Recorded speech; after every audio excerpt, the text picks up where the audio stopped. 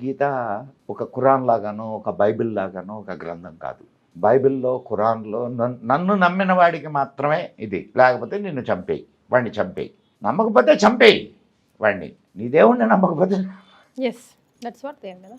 కానీ ఎక్కడైనా భగవద్గీతలో ఉందా అది? అంటే లైఫ్ స్టైల్ కదా Bhagavad Gita is all about. So బతుకున్నప్పుడు విని చదివి ఆచరణ పెట్టాల్సింది. So it is for all the human, it is not for particular Hindus or Sanatanis, it is for the మొత్తం మానవ జాతికి సంబంధించింది. అది మానవ జాతి ప్రశాంతంగా ఉండడానికి, మానవ జాతి అసలు వాళ్ళ జీవితాన్ని ఎట్లా జీవించాలో తెలుసుకోవడానికి అదొక అద్భుతమైనటువంటి గ్రంథం. ఎలా జీవించాలో తెలుసుకుంటారు దాని ద్వారా. అలా జీవనం కొనసాగించడం వలన ఈరోజు ఈనాడు ఉన్నటువంటి ఒకరికి మధ్య ఒకరికి ఉండే ద్వేషాలు ఇవేవి ఉండవు. అండ్ మోక్ష సాధనలో ముందుకు నడుస్తావు, ఆధ్యాత్మిక పదంలో ముందుకు నడుస్తావు. భారతీయ ధర్మం ఎప్పుడు అన్నిటిని వదిలేసి నువ్వు సన్యాసి అయిపో అని చెప్పదమ్మా. చెప్తుందా? ఎక్కడైనా చెప్పిందా? పూజ చేస్తావా నువ్వు? పూజ చేసే ముందు సంకల్పం చెప్తారు. సరే అంటే అందరూ సంస్కృతం రాదు కాబట్టి ఒక పూజారిని పిలిచి చేయిస్తారు. దాంట్లో మనం మంత్రం చెప్తాం. మేమని ధర్మార్థ కామ మోక్ష చతుర్విధ బల పురుషార్థ సిద్ధ్యర్థం. పెళ్లి చేసేటప్పుడు కన్యాదాత కూడా ఇదే చెప్తాడు. ధర్మార్థ కామ మోక్ష చతుర్విధ ఫల పురుషార్థ సిద్ధ్యర్థం కన్యాదానం చ కరిష్యే. ధర్మార్థ కామ మోక్షాలనే చతుర్విధ ఫల పురుషార్థాలను సాధించుకోవడానికి కన్యాదానం చేస్తున్నాను, అమ్మాయిని నీకు ఇస్తున్నాను. అంటే ఏంది? ధర్మబద్ధంగా జీవించు. అర్థ, ధర్మబద్ధంగా డబ్బులు సంపాదించు. డబ్బులు సంపాదించొద్దని చెప్పలా, అర్థమైందా? అండ్ కామ అంటే సెక్స్ అని కాదు, కామ అంటే కోరిక అని. ధర్మబద్ధమైనటువంటి కోరికలన్నింటినీ తీర్చుకో. అట్లా నువ్వు జీవనం సాగిస్తే 4వ పురుషార్థం మోక్షం. ఇది మన ధర్మం చెప్పేది. మనకు 2 రకాల మార్గాలు ఉన్నాయి అమ్మాయి, ఇది కూడా తెలుసుకోవాలా. ప్రవృత్తి మార్గం, నివృత్తి మార్గం. నివృత్తి మార్గం సన్యాసులు, ప్రవృత్తి మార్గం సంసారులు. సంసారంలో ఉండి నిత్య నైమిత్తిక కర్మలు అంటే ఎవ్రీడే చేయాల్సినటువంటి డ్యూటీస్ ఏవైతే ఉన్నాయో వాటిని చేస్తూ పో. ఇట్లా నువ్వు మోక్షానికి వెళ్ళొచ్చు, అట్లా మోక్షానికి వెళ్ళొచ్చు. కానీ సన్యాసి బతకాలంటే కూడా సంసారే కావాలా. Very true. సో సంసారికి ఉండేటటువంటి ద రిగార్డ్, హయ్యెస్ట్ రిగార్డ్ దాన్ సన్యాసి. అయితే సంసారి వెళ్ళి సన్యాసి దగ్గర కాళ్ళు మొక్కుతాడు, అవునా?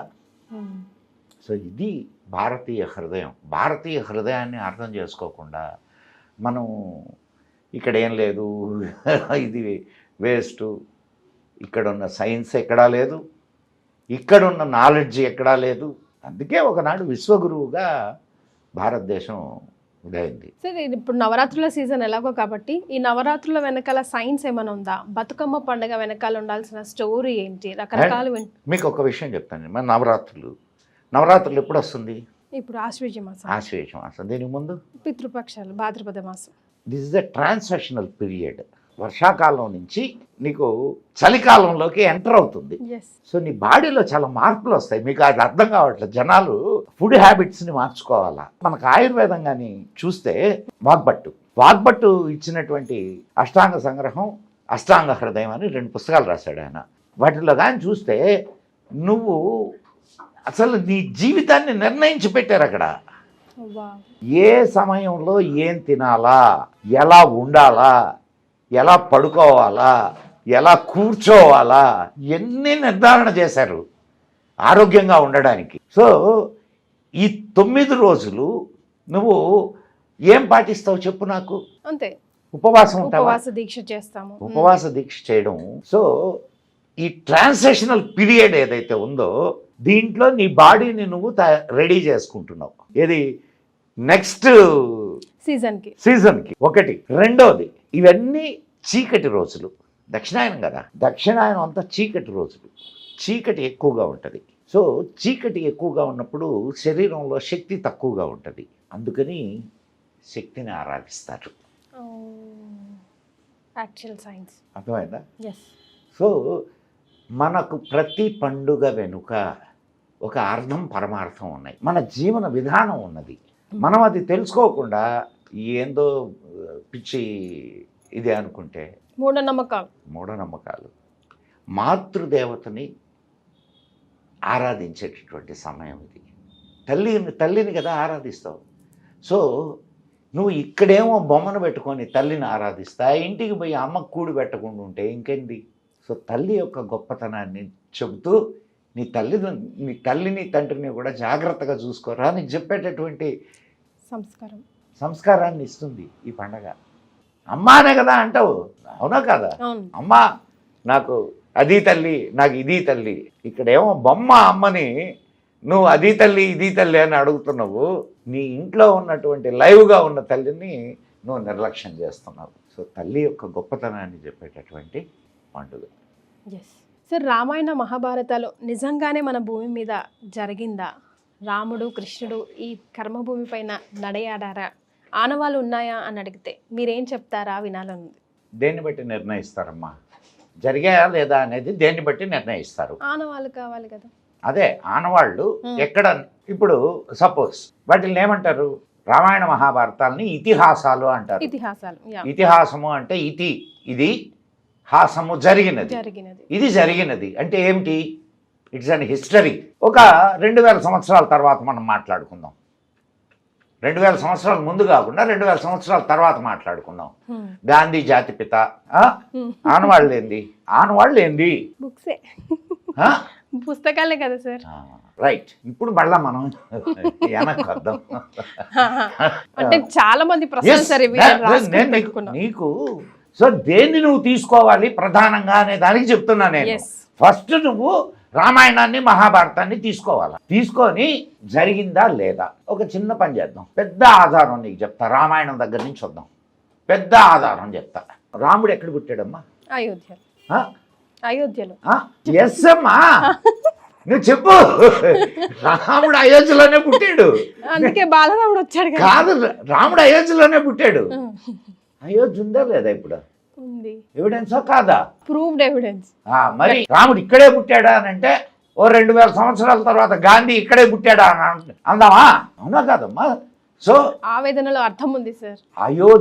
అయోధ్య ఆనాటి రామాయణంలో చెప్పినటువంటి అన్ని ప్రదేశాలు ఈనాటికి ఉన్నాయి. ఇంకేం కావాలా నీకు? ప్రూఫ్. ఇంకేం కావాలి? ప్రూఫ్. రామాయణం జరగలేదు అనడానికి నీ దగ్గర ఆధారం ఏంది? జరిగిందే అనడానికి నేను చూపిస్తున్నా. అయోధ్య చూపిస్తున్నాను. రామాయణంలో ఉన్నటువంటి అనేక ప్రదేశాలు ఈనాటికి ఉన్నాయి. నీకు ఇంకొక సంగతి చెప్తాను, అసలు నువ్వు ఆశ్చర్యపోతావు. దియాకుమారి, మన రాజకుమారి దియాకుమారి పేరు విన్నావా? లేదు సార్, నిజంగా వినలేదు నేను. గ్వాలియర్ రాజకుమారి. ఓకే. ఆ అమ్మాయి పోయినసారి స్టేట్మెంట్ ఇచ్చింది తెలుసా నీకు? ఏమని? రాముడు మా పూర్వీకుడు అని. రాముడు దగ్గర నుంచి ఈ అమ్మాయి పుట్టిన దాకా ఉన్నటువంటి వాళ్ళ వంశ చరిత్ర ఉంది. ఇదిగో ఈయన కొడుకు ఈయన, ఈయన కొడుకు ఈయన, ఈయన కొడుకు ఈయన, ఈయన కూతురు ఈమె, ఇది వంశవృక్షం. అమ్మాయి చూపించింది. సరే, లాహోర్ తెలుసు కదా? లాహోర్ ఎట్లా అంటే పాకిస్తాన్లో లాహోర్ ఎట్లా ఏర్పడిందో తెలుసా నీకు? శ్రీరామచంద్రుడు కుమారుడు లవుడి పేరు మీద ఏర్పడింది లాహోర్. సో నీకు రామాయణము నేటికి వాళ్ళ వారసులు ఉన్నారు అన్నట్టు వాళ్ళు ఉన్నట్టే కదమ్మా. అంతే కదా, యాజ్ సింపుల్ యాజ్ దట్. అమ్మాయి కోర్టులో చెప్పింది, నేను చెప్పడం కాదు ఇది. రాముడు అక్కడే పుట్టాడు అన్నదానికి నమ్మకం ఏంది? అసలు రాముడు ఉన్నాడు అన్నదానికి నమ్మకం ఏందని అంటే ఆ అమ్మాయి కోర్టులో చెప్పింది. అండ్ మీడియాను పిలిచి అవన్నీ చూపించింది. ఏది వాళ్ళ వంశవృక్షాన్ని అంతా. ఇంకా చాలా మంది మేము లవకుశుల వారసులు అని చెప్పుకునేటటువంటి వాళ్ళు ఉన్నారు. ఒక ట్రైబల్ ఉంది తెలుసా నీకు? ఇది విన్నాను సార్. అమ్మాయి నువ్వే చెప్పావు ట్రైబల్ ఉందని, నేను కూడా విన్నాను సార్. ఇది విన్నాను సార్. మరి ట్రైబల్ ఉందని విన్నావు. మా పూర్వీకుడు రాముడయ్యా అని అంటే కాదనడానికి నువ్వెవరంట? రామాయణం ప్రూవ్డ్. I'm satisfied. నదులు ఉన్నాయి, ఊళ్ళు ఉన్నాయి, ప్రదేశాలు ఉన్నాయి, అన్నీ ఉన్నాయి. అన్నీ ఉన్నప్పుడు రామాయణం జరగలేదని చెప్పడానికి నీకున్నటువంటి ఆధారం ఏంది? నేను జరిగింది అని చెప్పడానికి ఇన్ని చూపిస్తున్నా. భారతానికి వద్దాం. హస్తినాపురి ఉందిగా ఈ రోజుకి ఢిల్లీలో. ఇంకొక చిన్న విషయం అంటే మనం ఏం మభ్య పెట్టడానికి ప్రశ్నలు వస్తుంటాయి అంటారు సార్? ఏం మభ్య పెట్టడానికి నిజంగా జరిగాయా అన్న క్వశ్చన్స్ ఎందుకు వస్తుంటాయి అంటారు? ఇప్పుడు అవి రెండు నీ చరిత్ర, అద్భుతమైన చరిత్ర నీకుంది అని చెప్పేటటువంటి గ్రంథాలు, ప్రూఫ్స్ అయ్యి.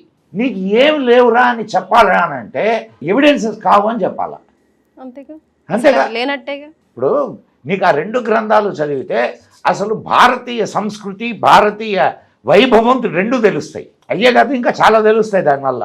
అందుకే కదా మా భారతంలో లేనిది ప్రపంచంలో ఎక్కడా ఉండదు, ప్రపంచంలో ఉన్నదంతా భారతంలో ఉంటుంది అని అంటారు. You always say this. So ఇంత గొప్ప విషయాలని చెప్పేటటువంటి గ్రంథాలు 2 నీయి అంటే నువ్వు గొప్పడివి అయిపోవా? సో నిన్ను తక్కువ చేయాలంటే ఇది జరగలేదని చెప్పాలి. ఇది దాని వెనక కుట్ర. There I got your point perfectly. Sir, బ్రాహ్మీ ముహూర్తం నిజంగా ఆ బ్రాహ్మీ ముహూర్తానికి అంత పవర్ ఉందా? ఏంటి దాని వెనకాల ఉన్న సైన్స్? దాన్ని మనం ఎలా? నేను ఐటెల్ 3:30 ముందు రాక్షస సమయం, 3:30 తర్వాత బ్రాహ్మీ ముహూర్తం. ఏమిటి బ్యూటిఫుల్ టైం అది, బ్యూటిఫుల్ టైం. కొంచెం నువ్వు ఓపిక చేసుకొని ఒకసారి 3:30 నుంచి 4:30 వరకు లేచి నువ్వు ఏ పనైనా చెయ్యి. ఎంత ఫ్రెష్గా ఉంటావు తెలుసా? సరే, దేవతలు తిరుగుతారు, ఋషులు తిరుగుతారు, ఎన్నేటి పక్కన పెడతాం. ఎన్నేటి పక్కన పెడితే నీకు నీ లైఫ్ అంటే నీ వర్కింగ్ అవర్స్లో ఒక 2 అవర్స్ పెరిగినట్లయినా, 2 అవర్స్ పెరిగినట్లయినా కాదా? అండ్ ప్రశాంతమైనటువంటి ఆ సమయంలో నువ్వు ఏదైనా సాధన చేసుకున్నావు అనుకో, ఏం సౌండ్స్ ఉండవు, పిన్ డ్రాప్ సైలెన్స్. అటువంటి సమయంలో నువ్వు ఏదైనా సాధన చేస్తే ఆ సాధన ఫలితాన్ని ఇస్తుందా ఇవ్వదా? ఇస్తుంది. సరే, కనిపించిన వాటిని గురించి వదిలేద్దాం. కనిపించిన వాటి గురించి మాట్లాడొద్దు. మనం కాసేపు కళ్ళు మూసుకొని ధ్యానంలో కూర్చుంటే ఎంత. సో దీనివల్ల ఏంటి? ధ్యానం వల్ల ఏంటి? కాన్సన్ట్రేషన్ పెరుగుతుంది. యోగా చేయి, ప్రాణాయామం చేయి, యోగా ఆసనాలు ధ్యానం చేయి. 10 నిమిషాలు 30 నిమిషాలు దానికి కేటాయించు. నీ లైఫ్లో నీకు జబ్బులు రావు. Is it sir? ఎస్. నువ్వు ఎక్సర్సైజ్ చేస్తున్నావు, ప్రాణాయామం చేస్తున్నావు, నిన్ను బ్రతికిస్తున్నది ఏది? శ్వాస. ఆ శ్వాసని నువ్వు కంట్రోల్లోకి తీసుకుంటున్నావు. అసలు నీకు ఇంకో విషయం చెప్తా, సమయం వచ్చింది కాబట్టి. స్వరశాస్త్రం అని ఒక శాస్త్రం ఉంది తెలుసా నీకు? స్వరశాస్త్రం అంటే పాడడం కాదు, అది కాదు. స్వరము అంటే ఇది. దీన్ని ఇడా పింగళ అంటారు. దీన్ని కుడి ఎడమ, ఈ కుడి ఎడమల్ని ఇడా పింగళ నాడులు అంటారు. వాటిని వైబ్రేట్ చేయొచ్చు నీ శ్వాస క్రియ వల్ల, సాధన వల్ల. దానివల్ల జరిగేటటువంటి అనేక ప్రయోజనాలు ఉన్నాయి. దాన్ని స్వరశాస్త్రం అంటారు. వింటే తెలుసుకుంటే అన్ని మ్యాజిక్లో మన శరీరంలోనే. ఈ ప్రపంచంలో ఉండేదంతా నీ శరీరంలో ఉందమ్మా, నీ లోపల ఉన్నది. నువ్వు వేరు, ఈ ప్రపంచం వేరు కాదు. అది తెలుసుకో ఫస్ట్. నువ్వు కూడా ఈ ప్రపంచంలో ఒక భాగమే. ఈ ప్రపంచంలో ఉండేదే నీలో ఉంది, నీలో ఉండేదే ప్రపంచంలో ఉంది. నువ్వు ఆ మార్నింగ్ టైం, ఆ 30 మినిట్స్ నువ్వు కానీ దీనికోసం ఉపయోగిస్తే, యోగాలో ఒక సూత్రం ఉంది, యోగ కర్మసు కౌశలం. నువ్వు యోగా చేయడం వలన ఏం జరుగుతుంది? కర్మసు కౌశలం. నువ్వు చేసేటటువంటి కర్మ కౌశలం అంటే నైపుణ్యం. నువ్వు చేసే పనిలో నైపుణ్యం పెరుగుద్ది. నువ్వు చేసే పనిలో నైపుణ్యం పెరిగిందనుకో, మంచి రిజల్ట్స్ వస్తాయా రావా? తప్పుడు ఇదైనా కూడా ఒక ఉదాహరణ తీసుకుందాం. ఒక దొంగ రోజు యోగా చేస్తాడు. దొంగతనాన్ని ఎంత పర్ఫెక్ట్గా చేయగలడు, అవునా కదా? పర్ఫెక్ట్. అట్లనే ఒక విద్యార్థి తను ఎడ్యుకేషన్ మీద, తను చేసే సబ్జెక్ట్ మీద ఎంత కమాండ్తో చదవగలడు. అంటే స్విచ్ చేస్తే లైట్ ఎవరికైనా వెలుగుద్ది, నీకైనా వెలుగుద్ది, నాకైనా వెలుగుద్ది. ఇది దొంగకైనా పనిచేస్తుంది, విద్యార్థికైనా పనిచేస్తుంది. ఇది నేను చెప్పదలుచుకుంది. సో ఆ సమయము అతి ప్రశాంతమైనటువంటి సమయం. ఆ సమయాన్ని కానీ మనం ఉపయోగించుకోగలిగితే అద్భుతాలు సృష్టించవచ్చు. అందుకే మన వాళ్ళు ఏది ఉత్తినే చెప్పలేదమ్మా, ఏది ఉత్తినే చెప్పలా. కానీ మనం బద్ధకం మనకి. ఎందుకనంటే ఎప్పుడో రాత్రి 12-1 గంటకు కదా పడుకుంటాం. మనం తిరిగి వస్తాం, అడ్డమైన తిండి బజార్లో తింటాము. లేదు ఏం తినకపోతే రాత్రి 12 గంటలకు వచ్చి తింటాము. తినొచ్చు అసలు. ఎప్పుడు తినాలో మర్చిపోయాం, ఏం తినాలో మర్చిపోయాం, ఎట్లా ఉండాలో మర్చిపోయాం, ఎప్పుడు నిద్రపోవాలో మర్చిపోయాం, ఎప్పుడు మేల్కోవాలో మర్చిపోయాం. ఒక నియంత్రణ లేని జీవితాన్ని మనం జీవిస్తున్నాం. ఫలితాలను ఎక్కడ సాధిస్తాం? మన లైఫే మన చేతిలో లేకుండా ఏం లేదమ్మా, నీ చేతుల్లోనే ఉంది. నీ చేతుల్లో నీ లైఫ్ నీ చేతుల్లో లేదు అని అంటే నువ్వు పరాధీనవు. అంతే కదమ్మా. నువ్వు గట్టిగా కోరుకుంటే ఏదైనా నువ్వు చేయగలవు, జరుగుతుంది. కానీ అంటే నీ సంకల్పం గట్టిగా లేదు అని చెప్తున్నావు నువ్వు. మన చేతుల్లో లేదు సార్. ఎవరి చేతుల్లో ఉందమ్మా? నీ జీవితం నీ చేతుల్లో కాక ఎవరి చేతుల్లో ఉంది చెప్పు నాకు. కాదు సార్, ఇప్పుడు సండే మండేలు మనకు కావని తెలిసిన గుడ్డిగా అందరూ ఫాలో అవుతుంటే మనము ఫాలో అవ్వాల్సి వస్తుందా లేదా? ఆదివారమే నాన్ వెజ్ డే అయిందా లేదా? చేయబాక. ఎందుకు ఫాలో కావాలి నువ్వు? నలుగురితో నారాయణ సరిపోయా. సో నువ్వు నీ జీవితాన్ని నీ కోసం జీవించడం లేదు, నలుగురి కోసం జీవిస్తున్నావు. అవునా కదా? నేను నా జీవితాన్ని నా కోసమే జీవిస్తా, నేను నలుగురి కోసం జీవించను. ఎస్, నలుగురి కోసం నా నాలెడ్జ్ని ఇస్తా, కానీ వాళ్ళ కోసం నేను జీవించను. నా జీవితాన్ని నేను జీవిస్తా, నాకు కావలసినట్టు జీవిస్తా. We will also try to walk in your footsteps. Sir, మంత్రానికి చింతకాయలు రాలుతాయి అంటారు. రాలుతాయి. ఎస్, మంత్రానికి అంత పవర్ ఉందా? నాకు ఒక స్టోరీ. ఏదైనా ఒక విషయం అమ్మా, మనం ఏదైనా ఉంది లేదు అనే ముందు ఉంది అనడానికి కానీ లేదు అనడానికి కానీ నువ్వు ఒక నిర్ధారణకు రావాలన్నా పర్లేదా? రావాలి. అంటే నువ్వు లేదు అని చెప్పావు, లేదు అని చెప్పడానికి ముందు నువ్వు ప్రాక్టీస్ చేయాలా పర్లేదా? ఇది ప్రాక్టీస్ చేసి ఇదిగో ఇది చింతకాయలు రాలే మంత్రం, ఏదో ఊరికే చెప్తున్నా, ఇది చింతకాయలు రాలే మంత్రం అని ఎవడో చెప్పాడు. ఆ మంత్రాన్ని తీసుకొని ఇదిగో వాడు ఇంత సాధన చేయి ఇంత చేయి ఏదో ఉంటాయి కదా, అంత సాధన చేసి రైట్ మంత్రానికి చింతకాయలు రాలవు, ప్రూవ్ చేయాలి. రాలుతాయి అనే దానికి కూడా ఉంది ఇది. ప్రూవ్ చేయాలి. సో ఫస్ట్ మనము అది నిజమా కాదా అనేది మనం ఒక నిర్ధారణ దాని మీద ఒక నిర్ధారణకు వచ్చి అప్పుడు మాట్లాడాల. అండ్ మంత్రము అంటే ఏమనుకుంటున్నావు? పఠించవలసినది. మననాత్ ఇది త్రాయతే మంత్ర. మననం చేయడం ద్వారా నీకు మార్గం చూపించేది మంత్రం. కానీ సార్, అందరికి ఒక్కటే రిజల్ట్ ఇస్తాయా? అందరూ ఒకేలాగా ఆలోచిస్తారా? అందరూ ఒకేలాగా సాధన చేస్తారా? అందరూ ఒకేలాగా ఇది చేస్తారా? ఆన్సర్ అర్థమైపోయి ఉండాలి. No individual is the same కాబట్టి. కానీ ఆ మంత్రం అయితే ఒకటే కదా నిజంగానే? మంత్రం ఒకటేనమ్మా. ఇప్పుడు నేను మంత్రాన్ని త్రికరణ శుద్ధిగా నేను దాన్ని ఇది చేస్తాను. నా అంత ఇదిగా నువ్వు చేయలేవు. నీ అంత నువ్వు నేను చేసినంతగా గణేష్ చేయలేడు, లేదు ఇంకొకటి చేయలేడు, లేదు వాళ్ళు చేసినట్టుగా మన ఇద్దరం చేయలేకపోవచ్చు. సో ఎప్పుడైనా నియమాలేనమ్మా. దాన్ని పాటిస్తూ చేస్తే, అదే ఇంటెన్సిటీతో చేస్తే ఎవరికైనా అదే రిజల్ట్స్ వస్తాయి. అయితే అదే రిజల్ట్స్ రాకపోయినా కొంత మంచి అయితే జరుగుద్దిగా. చేసుకున్నంత వారికి చేసుకున్నంత మహాదేవా అంటుంటారు. కాబట్టి నువ్వు కొంత చేస్తే ఆ కొంత ఫలితాన్ని నీకు దక్కుద్ది. ముందైతే అడిగి. సో అడిగి. మంత్రంలో ఏముంటాయి అమ్మాయి? అక్షరాలేగా. అక్షరము అంటే అక్షరము, అక్షరము, క్షరము అంటే నాశనము, అక్షరము నాశనము లేనిది. అక్షరం అంటేనే నాశనం లేనిది. అక్షరాల్లో కూడా బీజాక్షరాలు ఉంటాయి. బీజాక్షరాలు నీ శరీరంలో ఉన్నటువంటి, ఇప్పుడు నీకు ఒక it's all depends on the sound energy అమ్మా. ఇప్పుడు ఈ టాపిక్ నేను తీసుకున్నానంటే ఇంకొక 2-3 గంటలు నీతో నేను మాట్లాడాల్సి వస్తుంది, కాబట్టి నాకు అంత ఓపిక లేదు. సౌండ్ ఎనర్జీ, సౌండ్ నీ మీద పనిచేస్తుందా లేదా? చేస్తుందా? చేస్తుంది కదా, గ్యారంటీయా? చేస్తుంది కదా సార్. Sound we react. ఇప్పుడు నేను మీ మాట సౌండ్తోనే రియాక్ట్. Yes, you're right. ఇప్పుడు నేను నిన్ను తిట్టా, నీకు బాధ వేసింది. నిన్ను పొగిడా, సంతోషం వేసింది. రెండు సౌండేగా. రెండు సౌండేనా కాదా? ఒకటి నీకు బాధ కలిగించింది, ఇంకోటి సంతోషం. అట్లానే కొన్ని అక్షరాలు నీకు మంచిని చేస్తాయి, కొన్ని అక్షరాలు నీకు చెడుని చేస్తాయి. ఆ మంచి చేసేటటువంటి అక్షరాలు ఏవైతే ఉంటాయో వాటిని నిక్షిప్తం చేసి మంత్రాలని తయారు చేశారు. ఓం నమ శివాయ.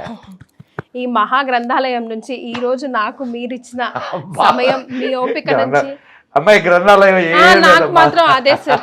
నేను తీసుకోవాల్సిన సారాన్ని తీసుకోగలిగాను. మా సుమన్ టీవీ ప్రేక్షకులు ఎంతో అదృష్టం చేసుకున్నారు ఈ వేళ అనిపిస్తుంది సార్. Thank you.